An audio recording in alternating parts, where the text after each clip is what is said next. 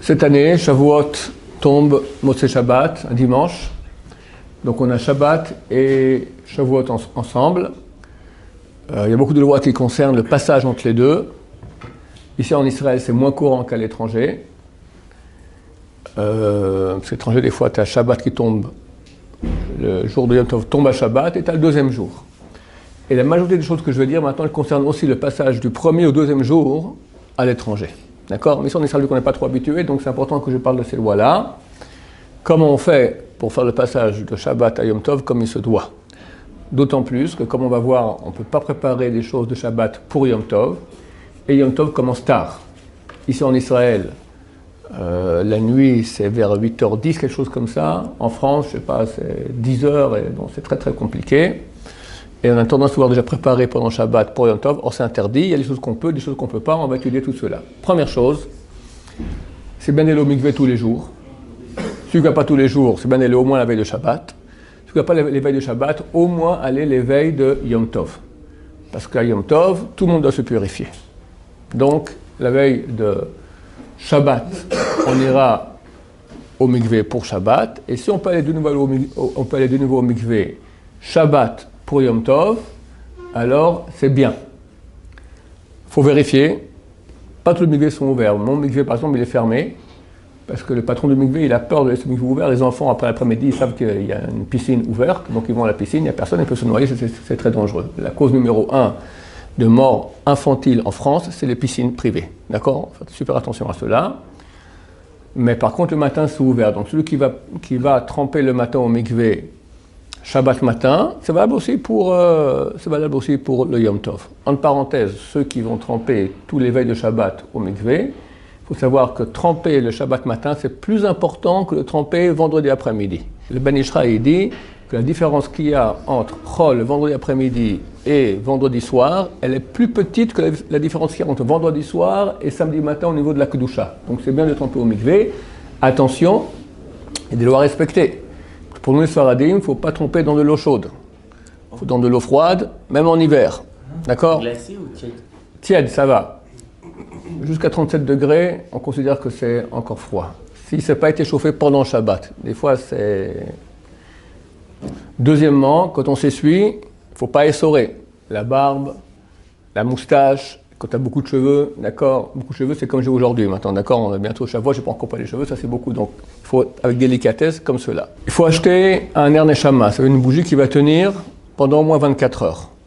Un temps en Israël, ils vendaient ici, ner neshama, ça s'appelle un ner pour âme, parce qu'on allumait une journée entière pour les défunts. On utilisait ça pour allumer, donc on allume ça avant Shabbat, pour qu'on ait après une flamme, qu'on puisse allumer les bougies Motzei Shabbat. Le problème, c'est qu'ils mettaient exactement 24 heures là-dedans. Donc très souvent, tu arrivais à Motzei Shabbat, tic, ça s'éteignait déjà. Et c'était bien embêtant, il fallait aller trouver une bougie chez un des voisins, etc. Et l'amener sans que ça s'éteigne, super compliqué. Aujourd'hui, ils sont déjà un peu moins radins, donc ils ont fait, il y a des bougies qui sont pour 26 heures, 27 heures. Le mieux, tu achètes un 72 heures, c'est pour 3 jours, quand tu as Shabbat ou Rosh Hashanah par exemple, ou à l'étranger les 2 jours de Yom Tov, comme ça tu es tranquille, il n'y a pas de problème. Ou si ça ne va pas, tu allumes de bougie à bougie. Mais en tout cas, il faut avoir une bougie, une flamme allumée pour Motzei Shabbat. Donc, pas oublier d'acheter ce type de bougie-là, déjà le vendredi après-midi, l'allumer, le plus tard possible pour que ça reste allumé le plus tard possible aussi, samedi soir. Samedi soir, on en parlera encore plus dans le détail, on fait un Kiddush Havdalah. 5 brachot, Yaknehaz. Geffen, Kiddush, Yaknehaz c'est Yain, c'est le vin, donc c'est le Geffen. Khuv, c'est Kiddush. Le Kiddush de Yom Tov. Ner, on fait l'Havdalah sur le ner, sur la bougie, on va parler tout de suite comment. Après l'Havdalah, Amavdil men Kodesh le Kodesh.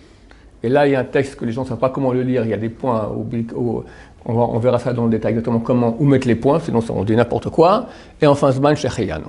D'accord? On fait Yaknehaz, système technique de se rappeler les abréviations. Sinon, on lit dans le Sidour bêtement, et puis il faut faire en tout, voir qu'on ait fait les 5 brachot. On préparera à l'avance la bougie de Havdalah. On peut faire l'Havdalah sur la bougie de Yom Tov. Il y a des poskim qui interdisent, la majorité autorise, on peut compter dessus. On ne peut pas faire l'Havdalah sur une bougie qui n'a pas été allumée pour illuminer. Par exemple, la bougie qu'on a laissée allumer depuis vendredi après-midi jusqu'à samedi soir pour qu'on ait une flamme samedi soir, on ne peut pas faire l'Abdallah dessus. Parce qu'elle est allumée pour avoir une flamme, elle n'est pas allumée pour faire, elle ne fait pas beaucoup de lumière, d'accord? Une lumière qu'on a allumée pour l'élévation d'âme d'un défunt. Il y en a qui pendant toute l'année d'un défunt, d'un parent, il laisse allumer une bougie. On ne peut pas faire là-dessus. Alors on peut faire sur les bougies de Yom Tov, parce que les bougies de Yom Tov, elles sont faites pour illuminer. Ce n'est pas le top. C'est pas le top pour deux raisons. Un, parce qu'il y a des poskim comme si c'est laser qui dit que ce n'est pas valable. J'ai dit à la on peut compter sur celui, il y a la majorité qui dit que c'est valable, donc ça va. Deuxième raison, c'est bien, pas obligatoire, mais c'est bien l'Avdallah d'avoir une avouka. Une avouka, c'est une tresse. Ça veut dire qu'on a deux petits lots, deux mèches qui ne se touchent pas et qui font une seule flamme. Ce qu'on appelle ça une tresse, d'accord? Une avouka, une torche, d'accord, en bon français. Donc c'est mieux d'avoir ce type de lumière pour l'Avdallah. Maintenant, si tu prends ta avouka de Motzei Shabbat habituel qui fait 30 cm, tu n'as pas le droit d'éteindre, donc elle va brûler tout le Yom Tov. Chaval, c'est dommage. Alors qu'est-ce qu'on fait? Le mieux, si on avait une longue comme ça, elle a terminé, on prend le petit reste qui reste. Toute l'année, on a un reste qu'on a laissé pour Yom Tov, et comme ça, on l'allume Motzei Shabbat, et on fait l'Avdallah dessus, et après une demi-heure, une heure, elle s'éteint, terminé. On la met bien sûr sur une assiette solide, en verre, en métal, pas une assiette en plastique qui va fondre, et après on a frappé les pompiers en plein Yom Tov, c'est super embêtant. D'accord? Si on n'a pas découpé, si on n'a pas un petit reste de tresse comme ça, alors on découpe la tresse, on la colle ensemble comme ça, on prépare tout cela vendredi après-midi pour qu'on ait une bougie d'Avdallah qui soit une tresse, qui soit spécialement pour l'Avdallah, et on l'allume, on ne peut pas l'éteindre. D'accord? Préparer en suffisance tous un besoin pour un Shabbat normal, mais double ou triple, d'accord, à l'étranger. Du papier toilette, coupé, les feuilles de nylon qu'on met sur les tables, coupées déjà, on ne peut pas couper ça pendant Shabbat. Ceux qui ont des sacs poubelles qu'il faut déchirer chaque fois, déjà tout déchirer à l'avance pour que tout soit prêt suffisamment pour la période de temps nécessaire. Normalement, on prie Mincha aussi à Shabbat, Mincha Ktana, ça veut dire en fin d'après-midi, après on fait Seudat Shlishit, juste un peu avant le coucher du soleil. Là c'est un problème, pourquoi? Parce que tu dois manger le repas de Shavuot, donc samedi soir, avec appétit, c'est un repas de Yom Tov. Donc, beaucoup de familles ont fait Chalavi, parce que c'est bien de manger des choses Chalavites à Yom Tov, parce que la Torah est comparée à du miel et du lait sous notre langue. Mais non, moi, c'est un repas de fête, tu peux pas venir complètement rassasié. Alors si tu as mangé une bonne Seudat Shlishit il y a une heure, c'est impossible que tu viennes manger maintenant le repas de Yom Tov et tu rates le repas de Yom Tov. Donc qu'est-ce qu'on va faire exceptionnellement? On va prier Mincha plus tôt, Mincha Gdola, et on va manger Seudat Shlishit aussi plus tôt. Il faudrait essayer de finir Seudat Shlishit la 10e heure de la journée. Ça veut dire en deux mots, 2 heures relatives avant la nuit. C'est quoi 2 heures relatives? Une heure relative, c'est un 12e de la journée, si on compte depuis le lever du soleil jusqu'au coucher du soleil. Donc aujourd'hui où la journée elle est longue, 2 heures relatives, ça fait environ, aujourd'hui en Israël, ça fait environ 16 heures. Il faudrait essayer de finir Seudat Shlishit avant 16 heures. En France, c'est sensiblement la même chose, peut-être un peu plus, qu'on finit beaucoup plus tard. Donc vers 16h, 17h en France, essayer déjà de finir Seudat Shlishit.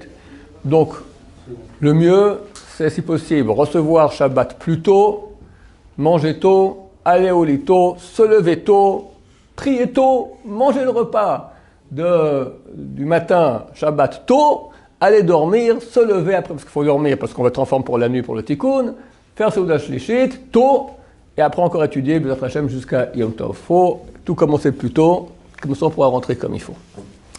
À part le kiddush de Yom Tov Motzei Shabbat, normalement, on n'a pas le droit, même à Yom Tov normal, d'accord, de Shavuot, on ne fait pas la prière et le kiddush avant la sortie de la nuit, qu'il fasse nuit totale. Pourquoi? Parce qu'on veut que les 49 jours de Homer soient, c'est marqué Tmimot Tiena, ce sont des jours entiers. Donc on veut que ce soit 49 jours entiers, donc tu ne peux pas faire le kiddush alors que c'est encore dans le 49 jours du Homer. Donc ça fait que tu fais le kiddush à 11h du soir, je ne sais pas comment c'est en France. France encore gentil, en Angleterre, à Gateshead, on ne parle pas. Ceux qui sont en Norvège, là, je crois, à 1h du matin, ils font leur kiddush, et après ils vont prier au Ness directement. Il y a des livres du Moyen-Âge qui disent que, je crois que c'était en Lituanie. Lituanie, c'est très au nord, Lituanie, c'est au nord de l'Allemagne, d'accord, à partir, c'est en Pologne, au sud de la Pologne, c'est très au nord.